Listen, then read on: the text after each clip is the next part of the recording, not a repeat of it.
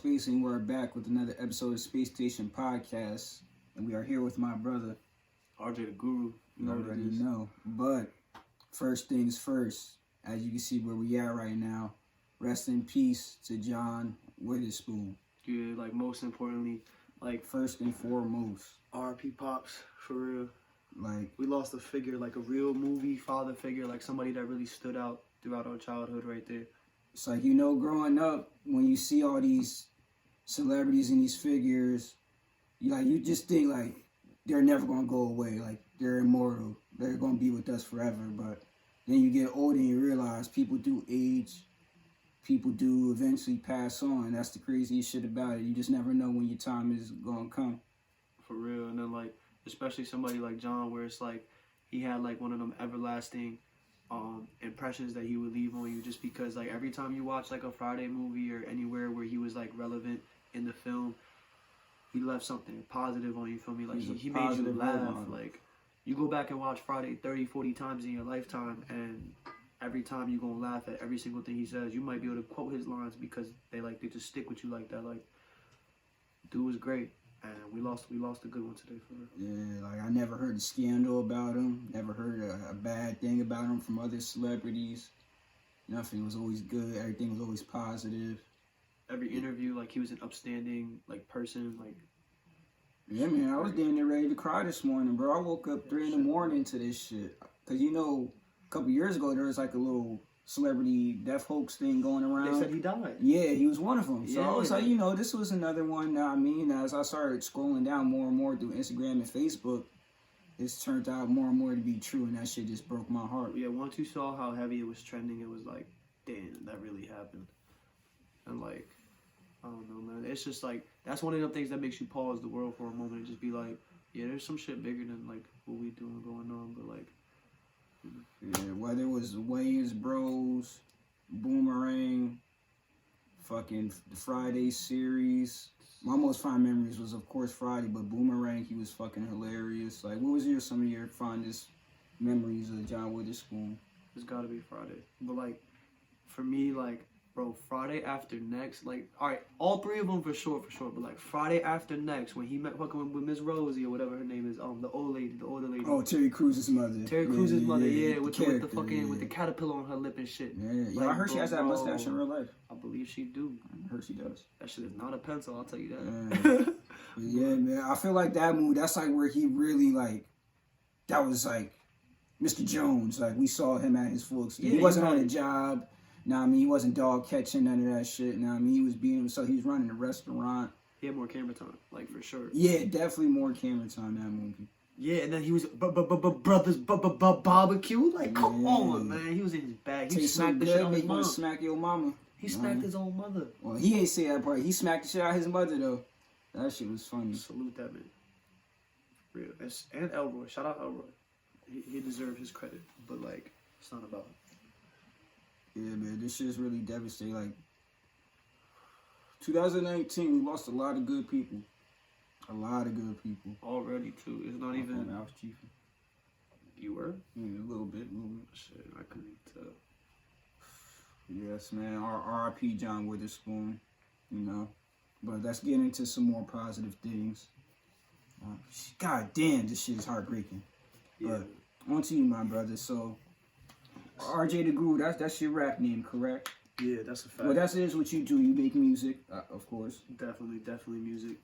That's first and foremost. I'm dabbling in other things, I would say. I'm exploring, like, my creative boundaries or whatever you want to call it. But music, for sure. That's where it started.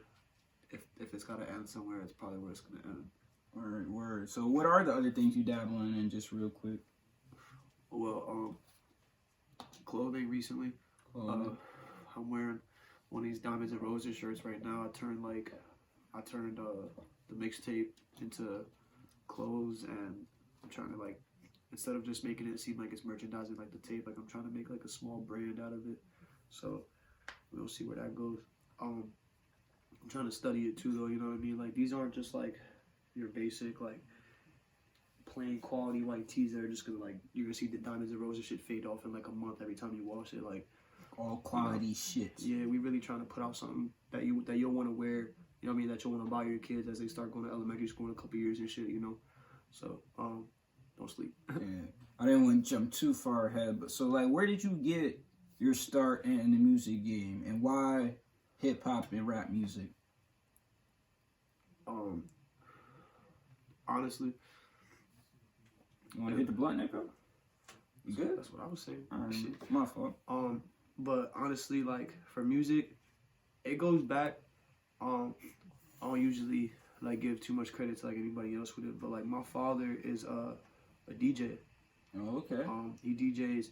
So it's in your blood a little bit. Yeah, it's definitely in my blood. He DJs heavy, bro. Like when my mom like had just gave birth to me and everything, she's probably like what 18, 19 years old. I think my dad was 24. Like he got some years on her, and he was working at this radio station out here in the 90s.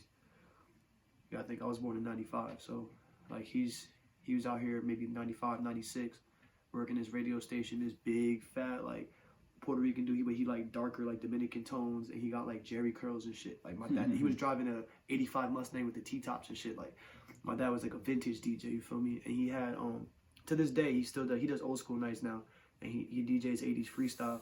But alongside of that, he DJs newer pop and like rap too. Like he does Sweet 16s, weddings, like whatever the fuck he can get into, you know. Gets his bag. So being around his vinyl records growing up, you know, seeing Straight Outta Compton on vinyl, seeing Slick Rick on vinyl, seeing like Heavy D and the Boys on vinyl, KRS-One on vinyl, like all these guys on vinyl and shit. Like, yeah, that's one thing I noticed about you. Like you definitely pay homage to the old school and the ones that paved the way for the rappers that's rapping now. That's one thing I respect. Yeah, I have to. I feel like, and the reason that I feel that way is because I'm tied to whatever my dad's musical roots are, because my dad's musical roots were like bestowed upon me as a young man growing up. Whatever I chose to find on my own time and make my own inspirations is what it is. But like I came from where I came from, you feel me? Whatever was given to me when I came into this world is what shaped the foundation for me to like find the paths and create who I've become today, you know. So I gotta give credit first and foremost to like everything I grew up on. So like I look back on like G Unit, like when they dropped that collab album, that Stunt 101 shit. Oh, okay, yeah, it's like, throwback. It's a little hazy in the memory right now, but well, that's like the hit single, and it's like Stunt 101. I'll teach you how to stunt, my stay popping, my bro.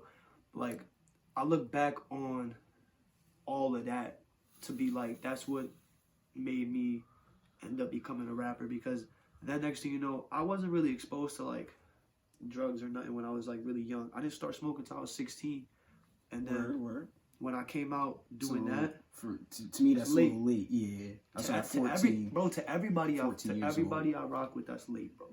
To everybody I rock with. So I look at that as like, okay, like all that happened, but the second that happened, all my boys is like, oh, like we freestyling, like we was bullshit, we young, everybody be doing that, right? Yeah. But then they heard my shit when I started freestyling, and they were like, yo, that's hard. I don't know why you not rapping. And then, so of course you get gassed up. You a youngin', and it's like I'm smoking with all these older cats that's telling me this. So I'm gonna get gassed up a little bit. I'm gonna start writing some raps now. Eventually, because I was getting money at the time or whatever, I just decided, yeah, I could try a studio out. Why not? And then it ended up being like engineers and like people I would work with, no matter where I was at, would tell me like I had something going on. And you can't take that shit lightly, because people don't tell you these things for no reason. Yeah. So that's what pushed me to continue on. And things got in the way, like, you know what I mean? I got locked up. Yeah, I was going to say, so you said you started around 16, and apparently, from what I heard, you was the man out in Bethlehem. You was that boy. Not to incriminate yourself, but if you want to get into that. I don't like to call it that, but I mean, I don't really consider it like incriminating anymore, just for the simple fact that the case is closed. Everything's over, and I don't do it anymore. So, like, if anybody is watching this that, like, is trying to look at this for, like, evidence or whatever, just know that that ain't me. This shit's over, nigga. We on the better things. I make music, and as you can see, this is what I trap now. It's close, bro, for real. But I'm not gonna sit here and say like people do gas it up. I wasn't no kingpin, bro. Like I sold weed, but I sold like a lot of weed or whatever. And for anybody in like my age group at the time, like you knew who I was, and like that's just because like I always had a pack on me, whatever. No matter what party we at, if it's one of my boys that you know is always with me, they probably had a pack on them. Like it was just like that. And it's nothing to brag about. I'm not trying to glorify it. I'm not telling you like, yo, you're the man if you sell weed, like, bro. This shit you just lived through. Now, I mean, yeah, like regular really shit. And what that turned into is I'm 20 years old. This was April 2015, and I'm 24 now. I'm not. This isn't present. Obviously, this is past, but I'm 20 years old. It's April 2015, and my mom's front door gets kicked into her crib a little bit after she goes to work. I'm upstairs brushing my teeth. I got half a pound on a fucking TV tray in my bedroom. The Xbox turned on, the music bumping. It's 9 o'clock in the morning. I just rolled out of bed. I'm brushing my fucking one teeth. hell of a wake up call. Yeah, I'm in my boxers and some Ugg slippers, and they come in, 2 riot shields in the front, all lined up through the back. There's so many cops I can't count, bro. Yeah, they seen the Ugg slippers. They knew you was selling drugs. Yeah, they was like, oh, he cozy. Yeah, this nigga's cozy. He chilling. I don't know how long I had that. I apologize. That's all good. It's all good. But yeah, bro. Like, so that shit scarred me instantly, and like I said, I'm not trying to sit here and claim like I'm some super trapper or nothing. Like, really, I'm not even really like really street or nothing like that. Like, I'm a nerd. Shit, bro. I ain't gonna. My crib got raided a couple times, not for no drugs and shit, but like, you know, Suspicion. Just regular shit that niggas go through if you living in the type of environment we live in. Now, I mean, niggas had to do what they had to do. I mean, please do what they had to do. That's it. Yeah, they doing their job the same way at the time I felt like I was doing mine. Yeah, fuck them niggas though. Had to pay for a new door and all that, but yo, my mom had to pay for a new door, bro. I had to deal with like some bullshit going through that system because, like I said, the cops that was investigating me, like, they had me painted the way some people that talk about the past me like try to paint it, like I was some super kingpin or some shit. Like, I was big shit. Keys cross coast and shit. Yeah, and like people, like, bro, like even the homies like to claim that shit. And I'm gonna like tell you right now, I'll be the first one to tell you, bro. I was a 17. It was in between the ages of 16 and 20 years old that I was really like trapping heavy. So a kid at that age, like, yeah, I was smart or whatever, and I was getting to it, and I knew what to do with my money in certain ways. But like, to think like I was out here making shit move, I had a whole network and all this shit, and I was like some type of guy is like beyond me for real. And to be honest, like, just to get back to like where we was at with the music shit, like what happened at that time when I got locked up was I was in Full Sail University for music production, bro. And I had to drop out. I had to withdraw from all classes because I could not attend classes because I had to go do time, like, for real. How was that experience though, Full Sail? Well, Full Sail. How long were you there? I was in Full Sail for like 8 months, 6 to 8 months, somewhere in that time frame. Straight A's. I promise you, like, there's 2 classes that I failed, but when I got the F's, like, you could use 3 like retake. Like, it's just you get like retake points or whatever. You could retake a class. So I got the F, and every time I retook them, I got the A. And the only reason I had the F's is because I was too busy trapping. I promise you. And like, just really what came of that was, they sent me a laptop. They had this thing called like the launch package. So I got like the laptop, the mic, headphones, everything you need to be like a studio starter kit at the crib. And I used it. I had all my homies coming over all the time. And it like wasn't even always about school. Like, I just had the equipment, like, so I felt like that's what I was gonna do with it. If I had to teach myself, if I had to learn the curriculum, whatever it was gonna get done. And because I have this shit now. And luckily I was still able to keep all that. I still use that laptop to this day. Shout out Full Sail. I'm gonna pay y'all back one day, I promise. I swear to God. Facts. But okay. It's an interesting story, now. I mean, I'm definitely glad you got your shit straight right now. You definitely way better. Moving up. Diamonds and Roses. What's that about?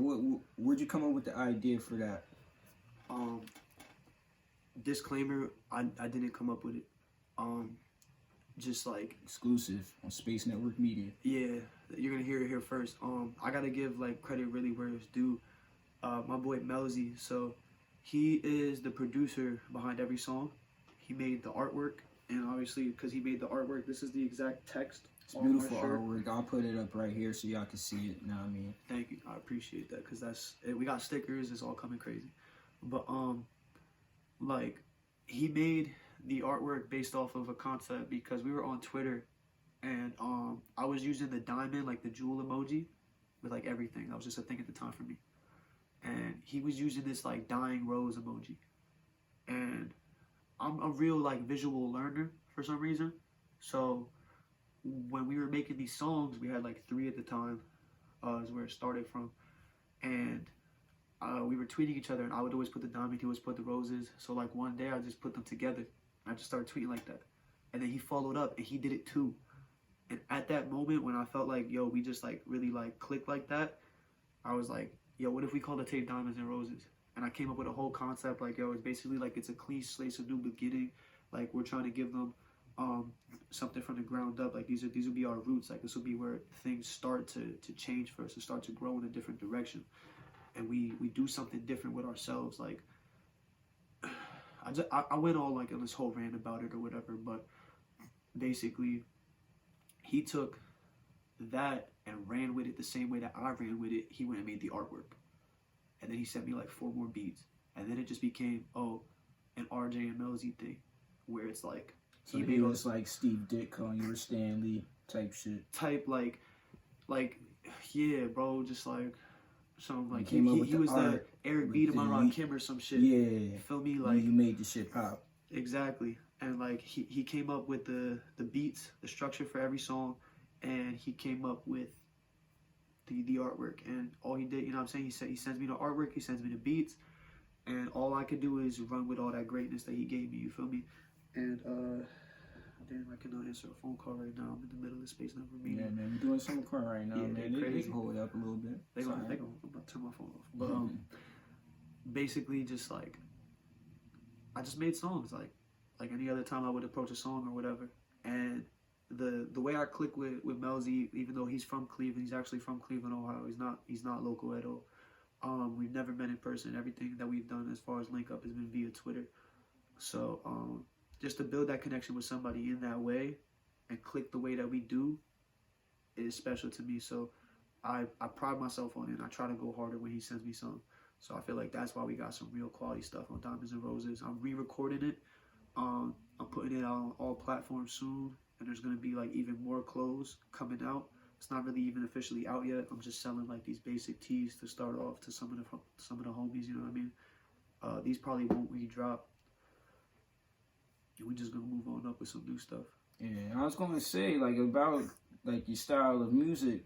I was gonna say you want some like smooth shit. It's not really even necessarily like some gritty street shit, cause that from your origin story, that's what people might assume. Yeah, like that's the music you make. Yeah, and they from want your that influence trap like shit. G Unit and shit.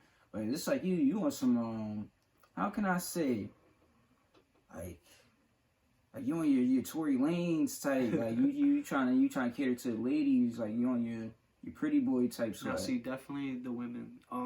And Diamonds and Roses, now I mean it makes sense. See, now that's another thing too. Like I always felt like, because of course there's 1 or 2 of the homies wherever the fuck we at that's gonna be like, oh, Diamonds and Roses, like what you trying to do over there? Yeah, you know what I'm saying? And I'm like trying to get some weed. Yeah, like I'm Diamonds trying to be and Roses, super. You waiting to some pussy or something. Word, yeah, like I'm trying to be super feminine or whatever, and I'm like, look, bro.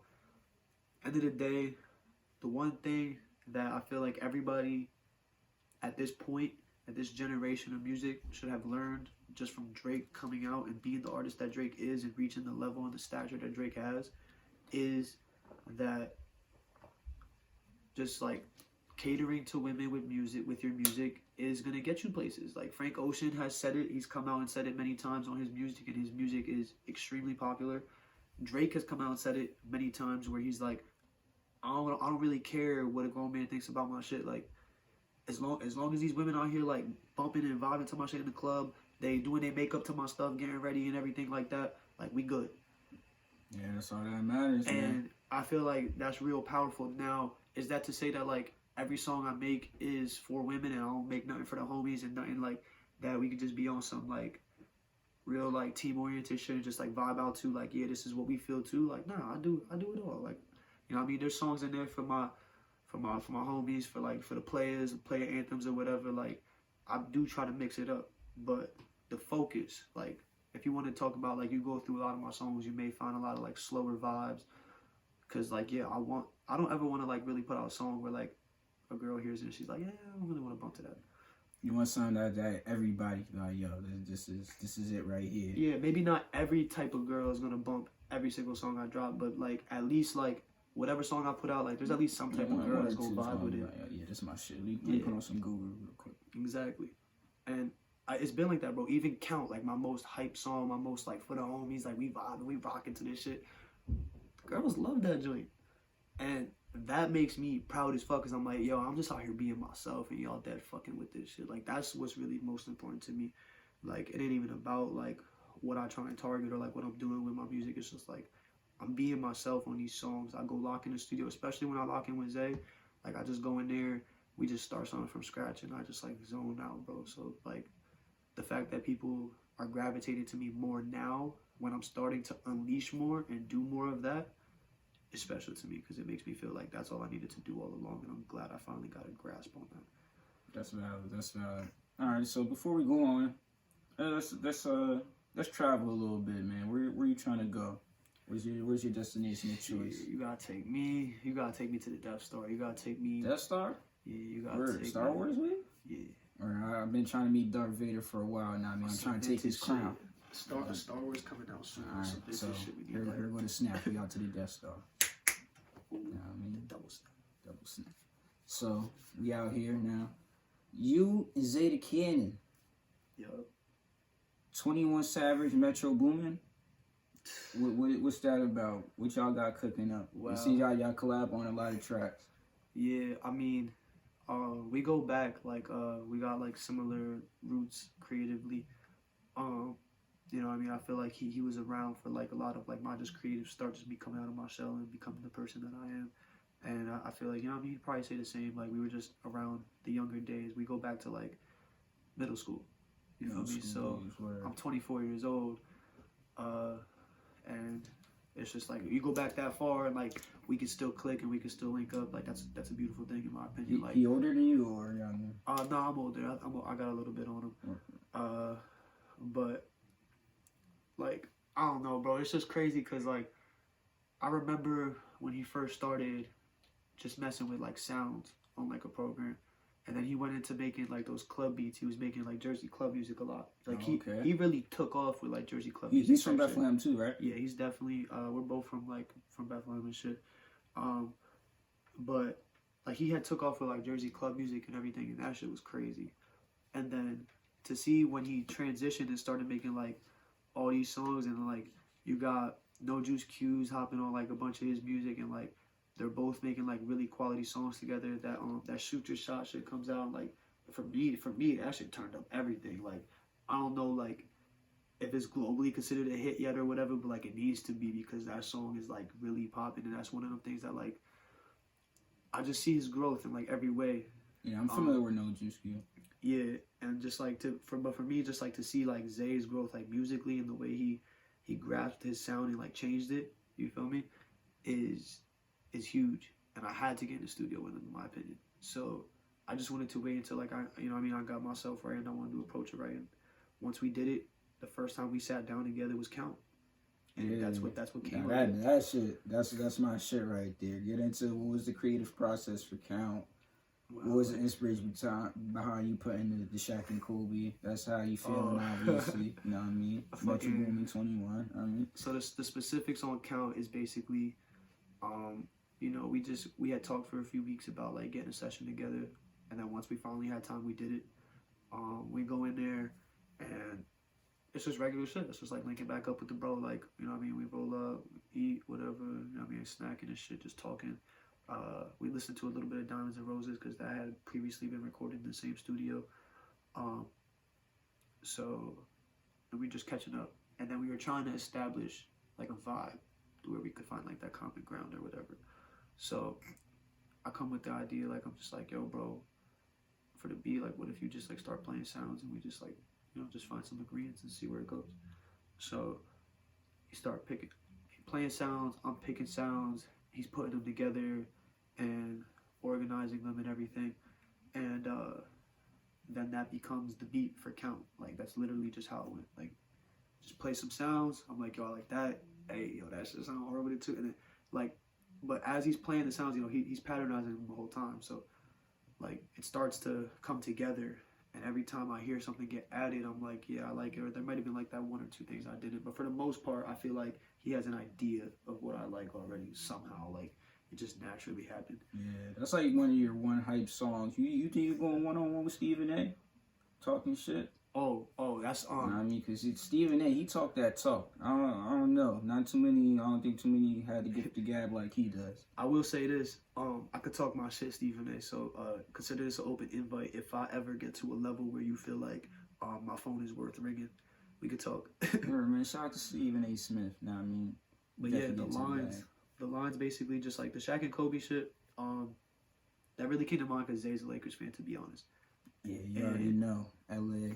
I'm not a Lakers fan. I'm a Sixers fan, and I live with that. Hey man, I was an AI fan growing up. Yeah, so I ain't gonna hold you. I'm stuck with that. You feel me? But like, there's just some correlation about what I say about things that me and Zay went through on that hook. That's like for real. Like you can't count me out, can't box me in, can't lock me out. I won't knock again. Like, bro, that's really about us just like battling adversity. Like people calling us like weirdos and trying to put us in a box and like saying like, oh, we trying to do this with ourselves and we trying to make it seem like we look like this type of person or whatever, but we ain't never gonna be this, we ain't never gonna be that, because like people really hate it, bro. Like I used to dance, I was a jerker.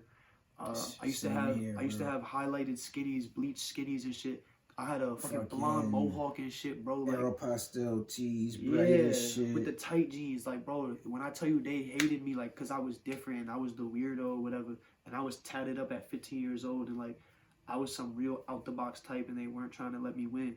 So I was like, bro, y'all can't stop me. Like, I'm gonna get it. And like, me and Zay had a conversation before the session, before we ever got in the studio, about trying to find a way to put that vision onto the song where it's like we could just talk about how that made us feel. And that's pretty much where I ran with it. I was just like, yo, we just gonna come hard at them. Like, y'all really can't fucking stop us. Where you used to jerk and shit. You had a pair of Lottos? A pair? 3 pairs of Lottos, 3 pairs? bro. Where shit. You think you get a battle going on? Who you think? I think I could take you in a fucking battle. You can take me in a jerking battle? Yeah, right now I still got it in me. I'm not gonna hold Raymond can get it too. Know what I mean? We all get it. Know what I mean? I'm with it. I'm with whatever. Hey Lamar, with all due respect, bro, I'll really do you dirty on a jerking battle right now. Man, I got videos on YouTube. Now I gotta like my. Are you videos on YouTube? Yeah, I got videos on YouTube. I got 12K on YouTube. 12K. All right, you got it with the views. Yeah, man. I'm not gonna hold you. I was really promoting. There's a video. Yeah, I was. That's another thing too. Networking, like even back then at the age of 14 through 16, when I was doing that jerking shit, like my networking game has always been crazy, bro. Every single night there was this website called Tiny Chat, and like it was like I did remember that. I never had one, but I did remember that shit. It was like Uvu or FaceTime. It was like video call, and bro, we used to get like these. Everybody would make rooms, all these different jerking groups from different states, bro, and I'd be all up in everyone that I could get in, bro, talking to all different crews at different levels, like those hometown crews that you never heard of, and then like you be in one and the Power Rangers hop in there, or like Swag Society, or just like one of the real like. That's exactly why I remember, because they used to be on that shit. Exactly. The Rangers. And like, bro, just to be on and like networking with these people, like you never heard of Slab 4? Of course. Okay, exactly. LOL kids. Bro, so consider this. I used to remember the whole name. Oh my god. There's some of the homies, right, that became the East Coast Slab 4, and they didn't just like steal their shit. They were like, they got the green light. Yeah, they were like, that was bestowed upon them to be that, and that happened on Tiny Chat, like, cause these East Coast niggas was like, yo, we fire fast, y'all gotta check our shit out, and like, cause they linked up, and they were like, yo, what's up with it? We fuck with y'all, whatever, blah blah blah, and then it just happens, bro. Like the amount of networking that went into like all that dance and shit was like really different. That's what taught me that the possibilities were endless, because I took a bunch of what people would have looked at as misfits at the time, we all just hanging out bullshitting or whatever, and we decide we gonna start dancing. We do it, and you know what I mean, all I did was go steal 2 cameras from CVS and fucking record the videos, and then take them home, put them on this Sony Vegas demo, and put a fucking song over it. Yeah, put a song over it and just put it out. And you know what I mean, the only thing that I can really take credit for is like trying to organize everything and doing like a lot of the networking. But it worked for us, bro. And like that's why I'm confident in my music, and that's why I'm confident in everything I'm trying to do with myself, because I know like as long as I have that energy with myself and I believe in it, like I can really make whatever pop. I'll tell you right now, bro, I believe in it, bro. I see the vision. I mean, I'm fucking with it right now. I told you the first time we met was at what event was it? I know Peanut was having it. Shout out to Peanut. It was at the Movement before they closed down the Movement on East 3rd Street in Bethlehem. Where? Peanut had this event where he had a couple poets, he had some artists, and then he had some there was like actual like art where there was two different artists from Jersey, and then there was like Peanut stuff. There was like two other like hometown girls that had like their art around. And then, like the musicians and shit, of course. I told you from that now. I was like, yo, this one nigga right here that's performer, I fuck with his shit. And that's one thing about your performances. Like, sometimes they seem like they're just on the fly. Like, you don't even, like, do prep for certain performances. Because, like, the one we had last week, the Mystery Club event, it went pretty okay. You know what I mean? Yeah. I wasn't totally satisfied with my presentation. That's why I didn't promote the video as much. But it still turned out pretty well. You know what I mean? It was a great turnout. Shout out to Marianne Egger. Shout out to Teresa. It was crazy. It was crazy for me. Because, like, it was last minute, of course. You know what I mean? Like, I wasn't expecting to, like, get hit up for it or whatever. And then I'm able to finesse my way out of work, like, that hour early or whatever to get there, like, in a decent time. Definitely appreciate you being able to even do that. Just hustling, you know, just, like, trying to make it happen. Because I was like, yo, at the end of the day, like, I want to do this music. So, like, if we can make it work, let's make it work. So, I make it work. I get there. And I don't have any idea what's about to happen. Like, I don't know if I'm about to go on first, last, anywhere in the middle. I don't know who's about to be there, if it's going to be 2 people or 200. Like, I have no idea what I'm walking into. So, I get in there. It's a little bit more of an intimate thing. But the thing I liked about it the most is it was very creative. And you can tell that by the way it was put together that it was outside the box. And, like, that they weren't trying to be like anything that's already going on. And that was dope to me. Like, the way dude had the painting that got, like, unveiled. They took, like, the curtain off of it. Like, that was sick to me. Like, just standing there watching that. I was like, just the way they put that whole thing together and, like, the attention that his art got after, like, the cape was taken off and everything. Like, people were walking up to that joint for, like, 20 minutes. Yeah, that was pretty dope. Shout out to Johan for that. You know what I mean? He had shout out to Hugo for real. Beautiful artwork. You could follow him at Born Center 95 on Instagram. Check his shit out. Follow him twice. Make another account and follow him again because his art is fucking sick. Definitely do that. And he was at another event as well. If you want to get into it real quick, at Second Base, it was Will's listening party. I believe. Hey, speaking of that, Miserable by Default by Will Steezer is gonna be coming soon for sure. Like, he just had this listening party for it this past Friday, and there was a couple performers.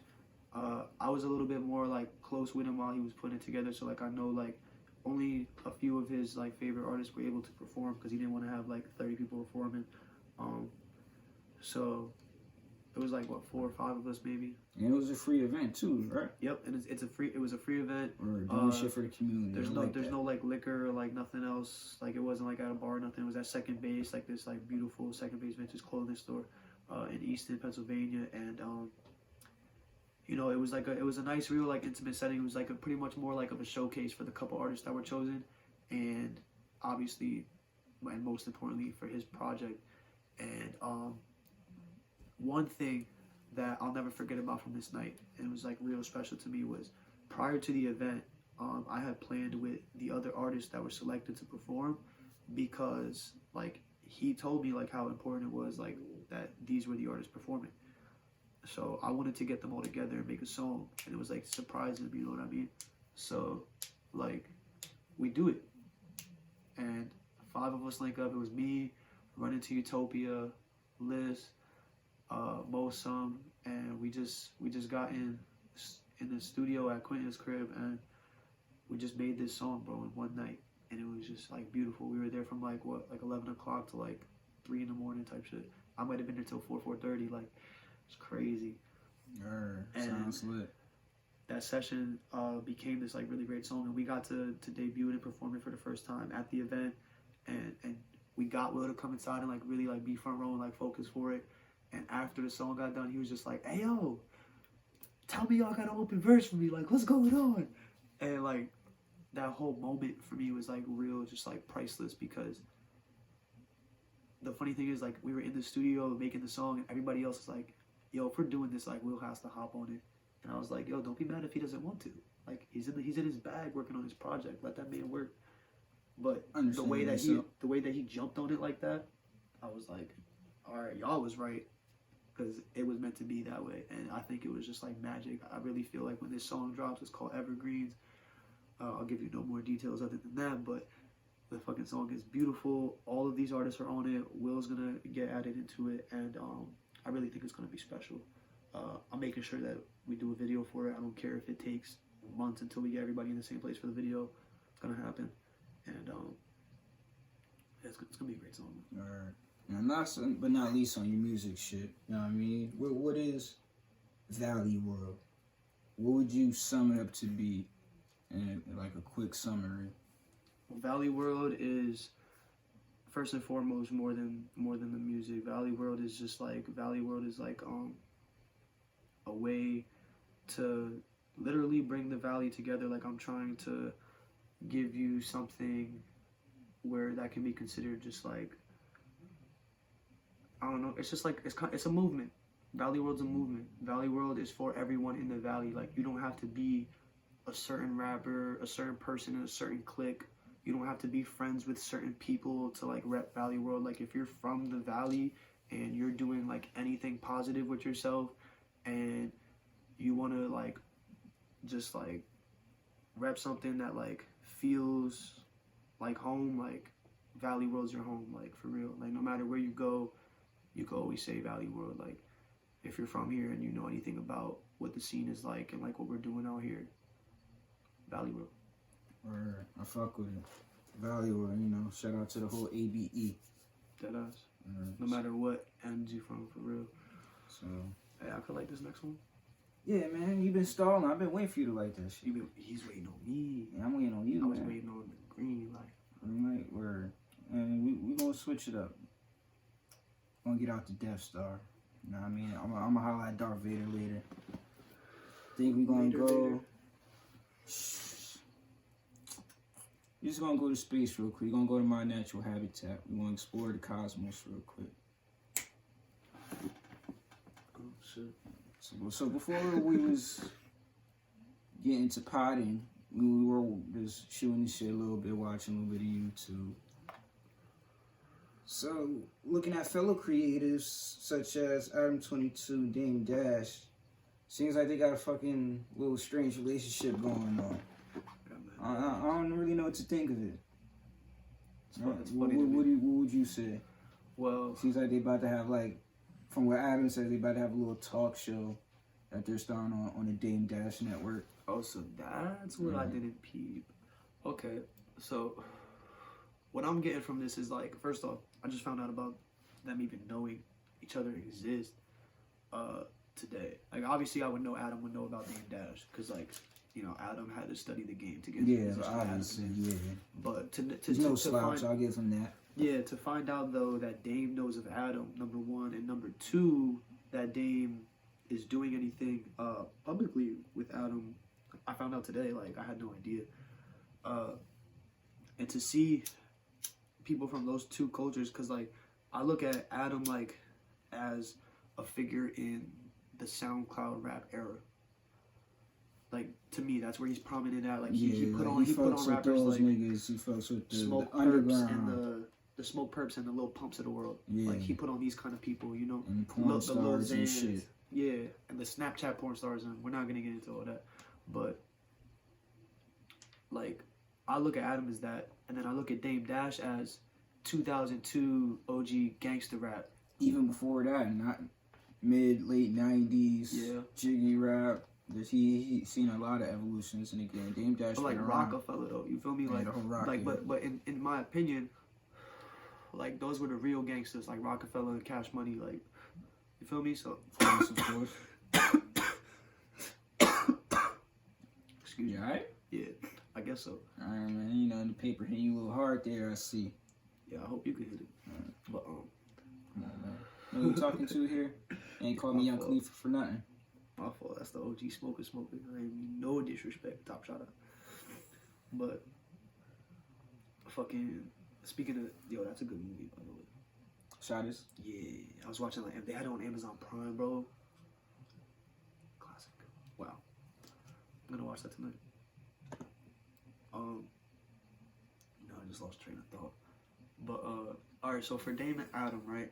Like, watching the first interview I think was from a month ago, if that was their first one, because that's what I was watching first. And when you left, like, then we realized like, oh, that's not even the interview you're supposed to be watching. So like, we went and watched the one where he talks about Kanye and everything. Yeah. And now I'm a little caught up on what they were doing, and like, first off, the dynamic to me seems a little like I feel like you were saying, like, it seems like a little tense, and it kind of you see, like, I can understand Dame, like, he's trying to learn shit, and sometimes, like, you just don't know how to take it. Like, this nigga just be coming at him hard as fuck, and sometimes I like that shit. Like, yeah, nigga, come at this nigga. Like, that's what we need. We need somebody to tell these white guys some shit.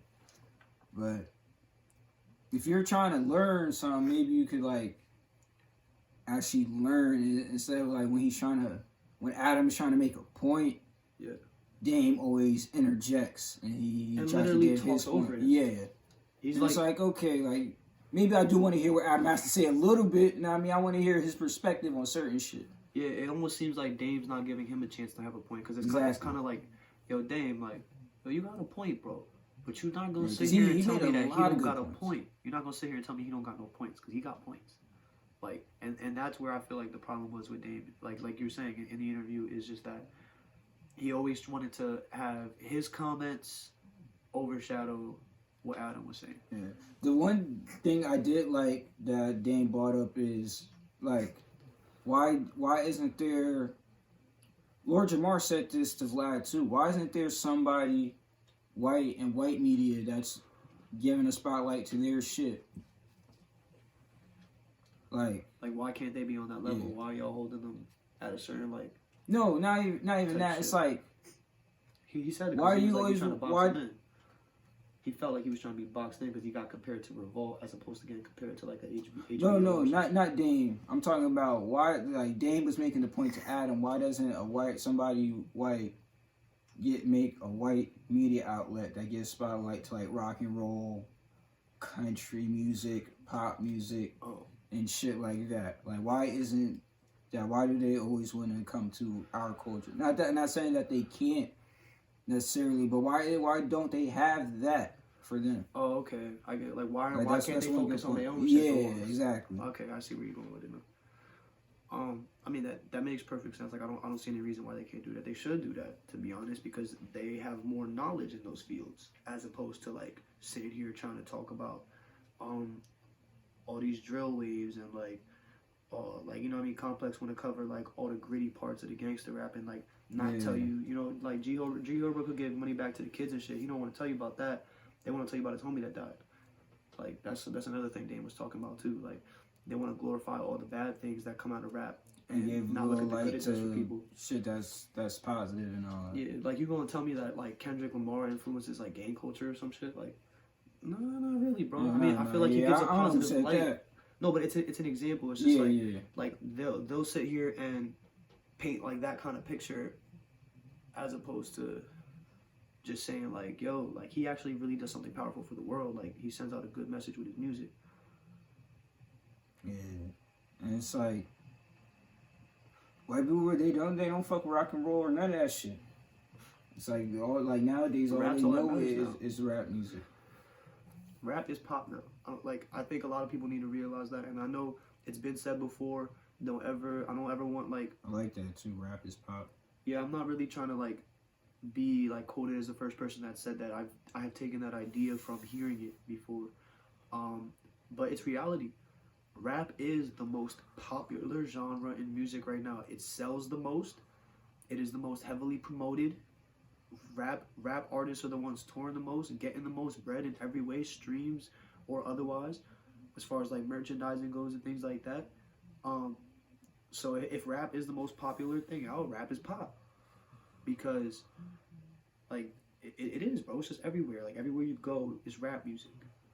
Like, it doesn't matter what night, where you at. Rap hip hop culture influences all culture. Influences everything. Corporations, all that. Yeah, now you got, like you were saying before about Lil Nas X. He just went diamond, taking a rap style sound into country. Took that shit over. Put Billy Ray Cyrus on the track, and we going diamond. But at the end of the day, even though it was on the country Billboard charts as well, You know damn well it was on the rap ones. And Yeah. that song is gonna live forever, and people can say whatever they want about Old Town Road. They can say whatever they want about Lil Nas X and coming out the closet. His career is solidified. That's it.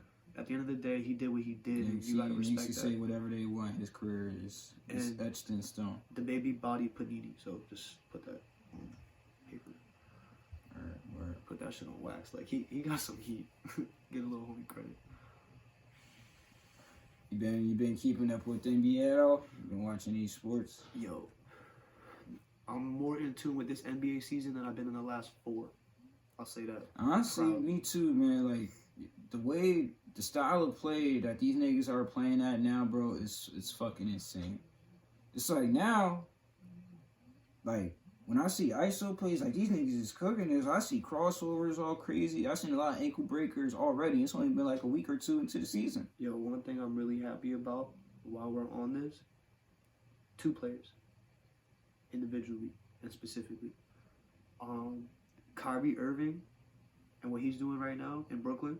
Kudos to that man. Like, yeah, I definitely like how Brooklyn's looking right now. He's come so far. He's come so far from being the Robin to LeBron's Batman at one point. He's come very far from that. Mm-hmm. And alongside that, look at Trae Young. Yo, oh my good.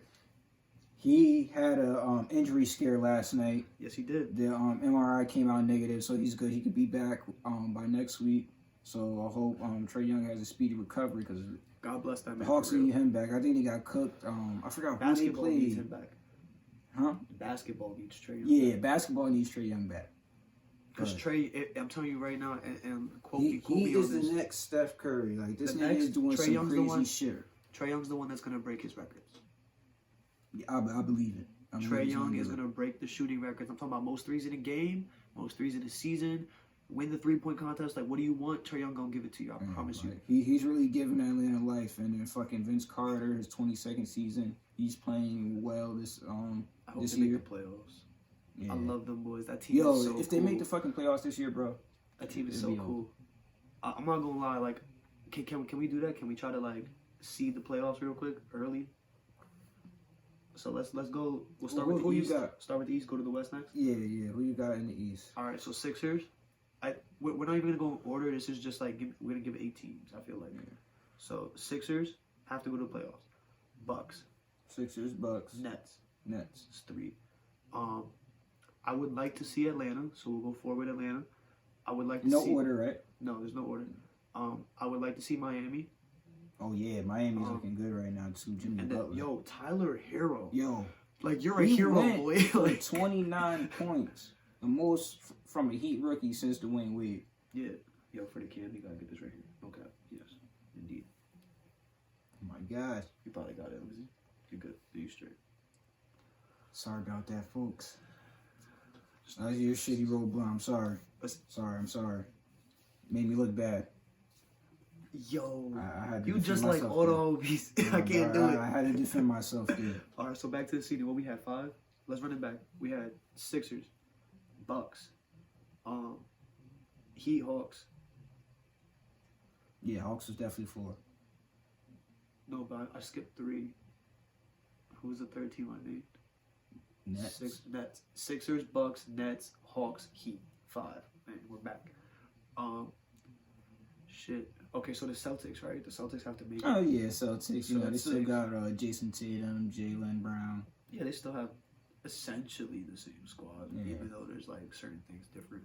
Well, so what's that, 6? Yeah. Yeah, we got 2 more There's so many squads. fucking teams, I don't even know. And Toronto. Toronto got it. They got to get there. I can see Toronto making it at 7. And then my 8th team is going to be Detroit. So that's the East. D Rose, he's playing very well this season too. Before we even hit the West, what you got on the East? All right, for me, pretty much. Okay, so Sixers, Raptors, Nets, the Bucks. Yep. I do want Atlanta to go there. Sixers, Raptors, Nets, Bucks, Atlanta 5. Who else is in the East? Where the fuck is Victor Oladipo? Indiana? Indiana, yes. I want to see Indiana get there. Okay. Victor Oladipo, that's my boy. That's one I Do missed. not sleep on him. See, I had to pick the Pistons because of D Rose. Pistons. So that's 7. Okay. You got Who's one more? another Eastern Conference team that's looking good right now? Damn, bro. Anybody but New York and Washington because they suck. Yeah, Washington, I'm not really looking forward to.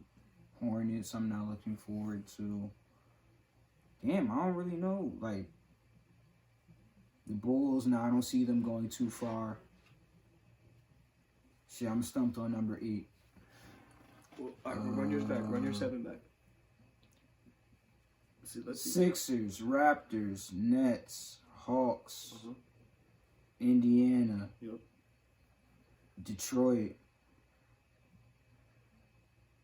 I skipped one. Miami. Miami. I'll throw that in there. And fucking... I ain't gonna lie. This is probably just out in the blue. Oh, did I say... I said the Bucks, right? Yeah. Yeah, I like the Magic. I like how that team looks. I like Aaron Gordon. Okay. I could work with that. The West, I know I'm going to be able to name this easy because I know our Western Yeah. team. That's my All right, conference. let's run it back. West Coast. So, Rockets, Lakers, Clippers. I don't care how bad they look right now. The Warriors. So what do we got? 4 Rockets, Yo, Lakers, to Clippers. see that Warriors. dynasty going out the way it's going right now is pretty fucking insane. Yeah, it's looking bad. Yeah. But at the end of the day, the star power is what it is. When Clay comes back, things are going to be different. I really think they'll win. They even have the potential to trade D'Angelo Russell by the time the deadline comes. Like, there's a lot of things in the air right now for that team. So I'm not going to lose faith that they'll make it. It would actually be a shame for basketball if the Warriors don't have a chance to. Yeah, I think it would devastate just the NBA period. Just the Warriors. They've been in there the past 5-6 years. And see them not even in the playoffs, like nah. Yeah, that would be bad. Can't see it. Can't see it. Like Steph, if you miss a year of the playoffs right now, like that's not looking good for you. Yeah, so that was 4. So we got Lakers, Rockets, Clips, Warriors off top. I feel like the Jazz are really Jazz, their making- record's pretty good. They're 3-1 right now. Conley so, yeah. and Donovan Mitchell. Yeah, Like- Donovan Mitchell, he's a cannon. Most definitely. Wow, there's a lot of things going on in the West that look really good right now. The Nuggets, I feel like gotta go back. Okay. So that's 6. The Blazers, I don't feel like Damian Lillard's ever like soft. Yeah. That's 7. And honestly, I don't know how a lot of people are gonna feel about this, but I watched one of their games this year and they ball hard and they beat the Warriors up. OKC is my 8th team. Yeah, that was in my head too. It was like by 30, I think. Yeah, it did, bro. They did the Warriors dirty. I'm talking about like Chris Paul, Gallinari, Gilgeous-Alexander. Just like the way they were moving the ball, it was very fluid. The shots were going crazy. Like, wow, it was fun to watch. They're a good-looking team. Yeah, so for me in the West, Lakers. When Zion comes back, Pelicans, Clippers, Pelicans is bold. Trailblazers. You got 4 right now. I think the Spurs will get there. Okay. Rockets. OKC. I think they're going to see something. And yeah, I'll say the Jazz. I'll say that 8 right there. It's not bad. Pretty much the same thing. We both left out a team, and I think it should be a wild card just because the wild West I is left what out it the is. Warriors. But fuck it. No, that's cool. But Fuck bro, I think the wild card for me right now would have to be the Mavericks. We both left out the Mavericks. And Kristaps and Luka. That's a sleeper team. Very, very much. Kristaps and Luka. Yeah. The Wild West, anything can happen. I mean, shit. I don't know what the record's looking like right now, but that's definitely a sleeper team. I forgot all about them. Yeah, I need to watch a game. I need to see like a Mavericks and Rockets game or some shit like that. See how they play. Yeah, I'll probably pull up the schedule right here. I did see a highlight. I don't even know who's playing. Luka almost got hit by somebody. Like somebody came at him like real crazy after. Yo, I saw that. I forgot who that was. Who they play? I don't know who it was, but I definitely remember seeing that shit. It's crazy. Yeah, and this NBA season is looking real exciting. I think for the finals, it's going to be I honestly think the Raptors are going to take the East because they're looking real good. Pascal, he's looking like he's going to take that team over. Kyle Lowry, he does his thing now. I mean, You're saying as far as like the season goes, like the #1 record in the East is gonna be the Raptors? Yeah, I think they're going to take, like, even in the playoffs. I think they're going to take it. I think the Bucks are gonna get it again. To be real with you. The #1 seed, I think, is gonna be the Bucks. I see. And I think in the West, Lakers. Lakers or Clippers. I'm gonna just go firm on Lakers, to be honest. Yeah, that's what I was going to say. Only because of the consistency of the two players that you got to talk about in LeBron and Anthony Davis. Kawhi's got that consistency, but Paul George doesn't. Yeah, And he hasn't people played a can hate me for game that. yet. Yeah, people can hate me for that all they want, but I don't really think he does. And it could be because of health issues. It could be because of whatever you want to say it's because of, but I don't think he has that dog consistency in him where every night you know he's showing In the up. playoffs, definitely, and definitely not against LeBron. Because we've seen him when he was on the Pacers. He's not the Pacers' Paul George anymore, though. But even then, he still couldn't get past those Heat teams Exactly. all those years. Yeah, so they know exactly who they're getting in the ring with when it comes playoff time. Mm-hmm. And, yeah, I'm taking LeBron and AD. Yeah. But the thing is, Lakers is my team, right? But like, I feel like I need to get excited when I see them play now. I just feel like it's just a bunch of old niggas in the purple and gold. I hear you. Like, they're like, the past AD's couple young, years, like, despite us not winning, we had a young core of growing stars.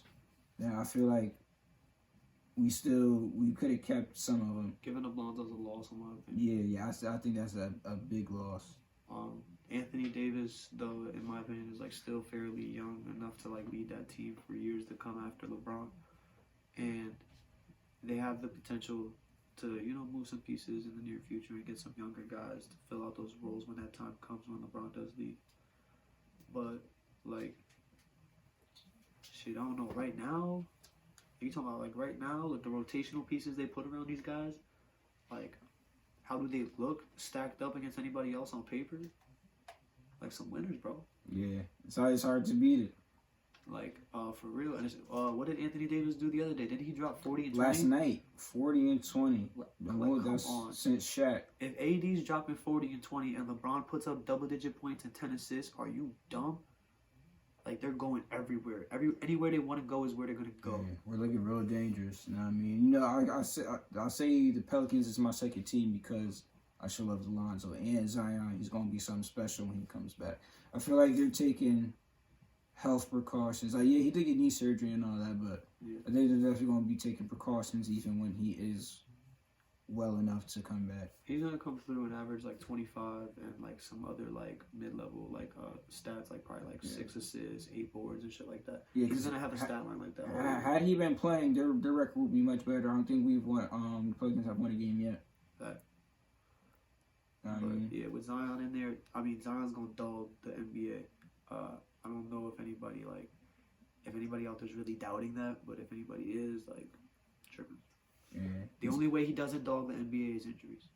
The only way. Yeah, because I don't know if he's too big for his like to be moving around the way he moves. Yeah, because that's what they're saying. Like he's just like he's just a fucking too much bounce. Like he just be jumping around. A monster of a man, and then not in a bad way, but like I mean, he could probably be affecting his health.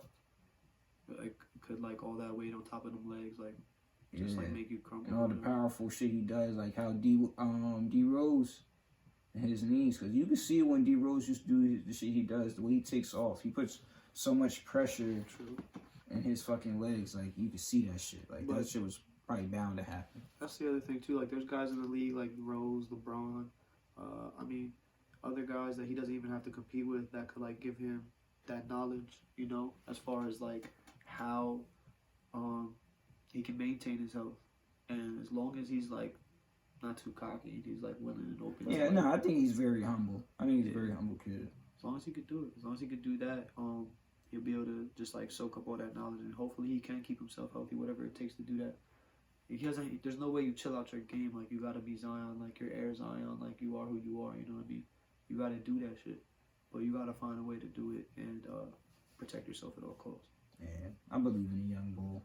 But for the standings, I feel like it's just Lakers and Bucks for the regular season. Finals prediction early: Lakers and Sixers. and you already know. Well, that's what I was talking about. I was saying Lakers and Raptors in the finals. Oh, okay. I think that's what I don't think the Raptors are going to win the playoffs at all. I feel like the Raptors will be good in the regular season. Playoff time comes through, nah, they get shut down. Because when you're talking about in the clutch, you're looking to two people in the clutch on that team, and that's Pascal Siakam and Kyle Lowry. And when Kyle Lowry is your second best thing in the clutch, like, that's cool. I'm not disrespecting that man. Like, he could do some things, but that's not gonna compete with Jimmy Butler in the clutch. That's not gonna compete with LeBron and or AD in the clutch. That's not gonna compete with that's not gonna compete with Ben and Joel in the clutch. That's not gonna compete with like freaking Kemba in the clutch. Like, I can see what you mean. Yeah, bro. There's so many teams that have I dead forgot Kemba is on the Celtics. Yeah. So yeah, I can see them getting to the playoffs and getting a pretty good spot. Even like the Pistons, bro. Like, you got D Rose and Blake in the clutch, as opposed to Pascal and Kyle. Like, bro, that's looking better. There's a lot of different options out there in the East, and especially in the West. Yeah. Last year, that was definitely the first and last ring, but I like to have hope for certain teams. I really want to see the Rockets make it to the finals. If it was Rockets and Sixers, I'd be even happier. Russell Westbrook, I mean, he's doing great things too. Now he's the second leading man in triple doubles ever. He might lead it by now. Now, Oscar Robertson has like 183, and this nigga, he is like 139, 140, something like that. He just passed Magic Johnson. Oh, well, he's gonna zoom past that this year. Yeah. Because you already know he's about to have a whole other season doing triple doubles. He already dropped triple doubles the first couple of games, as far as I'm concerned. As far as I'm aware, anyway. Yeah, man, this NBA season is gonna be real interesting. Hell yeah, 2K is mad fun too. Just throwing that out there. If you ever want to lose, you know where I'm at. It's been a lot of interesting shit. You listen to Jesus is King? Jesus is King, yeah, hell yeah. I'm not gonna lie, I didn't listen to it yet. I will give it a chance. At first, I was like, I'm not listening to that shit. So I'm not with all the religion and gospel, as people may know, but for shit like this, I should have listened to it. You know what I mean? So I could give my synopsis on it. But fuck it. Like, what did you think about it? Before I even like go with what I thought, like to touch back on like that Dame and Adam thing, like, and tie it into this real quick. Dame had an opinion on Kanye when like Adam was trying to say like I'm not really fucking with this album and like it's all like media bullshit or whatever. Yeah. Dame had an opinion where it's just like, bro, Kanye does have like all the mental like health problems that he claims he has. Like, it's not bullshit. So that's number one. Number two, everything that Kanye has done, everyone talks about, and it all reaches like a certain, level in the media, in the world, in the culture. Like, Kanye touches all that, and he always delivers. He always gives you something good, no matter what it is. You can never say it's bad music, no matter what type of music it is. He does good music at everything. I always, no matter what, it's always he always putting out some fire shit. Yeah, so as long as that's who Kanye is, like, anybody, someone like Adam or someone like whoever the hell, like, put respect on that man. Damn, you feel me? So, but hearing the album, the first, like, I tuned into it like 2 or 3 times in like different capacities or whatever. But it's very, very gospel. And in the same sense, it kind of like throws you for a loop because he really does rap on it. So yeah, like gospel rap, like he really just did that. And in my opinion, it's hard to be honest. Like, I'm not gonna sit here and be like, it's my favorite Kanye album. Like, it's not even anywhere close to my favorite Kanye album. But there is good music on there. It is fun to listen to, and there's a couple songs on there that got a couple verses that is just like, all right, yeah, like, I hear you. You doing some other shit right now. And he got that one song where he's like talking about just like Chick-fil-A. He making like a lot of Chick-fil-A references, and like I think it's called Closed on Sundays. And that song hard as fuck. It's actually like pretty deep, like the way he gets into it and everything. But how the way he articulated it to make a hit record on some gospel shit, and like everybody still feel it in both senses. is crazy, and I feel like people are knocking it right now, but this album probably could expand and go really big, bro. Like, I wouldn't be surprised if that when that movie drops, like this shit turns up to another. Well, no, level. it's already out. I seen it. Some people wanted to go see it last night. Oh, really? Yeah, it's on IMAX. Yeah. So would you pay money to go see that? Shit. If I gotta see some reviews on it. I can't really even say yes or no right now. At the moment, just like blindly going into it, no. Yeah. I want to go spend my $10 to go see Jesus is King. Yeah, blindly It's going based off into of it. me. And I'm not saying no to like say that like Kanye couldn't do anything good with that like idea or whatever, because like it probably is good. I don't know what it's about to be, but I don't really even like go see movies a lot, so like to go for that one, like nah, like I went to see Joker and It'll be like Dick eating. Yeah, like I'm not doing that. Nah, I'm not going to do that. Like I love his music, and I'm gonna just leave it there. Like if it's cool, I'll find out about it. My only gripe with this nigga is just the inconsistency of the shit that he says. As far as like, then it was, he started off with Jesus walks and all this, that, and there. So we knew Kanye had this in him. Then you go into the I am a God stuff like this, and then now you're telling your wife you don't want her to dress sexy or provocative, and then I'm like, that's cool, I respect that. And then you're not making secular music, and then you're trying to like, I don't know, I can't believe it right now. I have to see it just a little bit more. Like the transformation. Yeah, I'm not hating on it. Like if Kanye thinks that Christianity is the way to go, then that's his path. You know what I mean? But I just can't buy all of it right now. But if it's helping him, that's what I am happy for.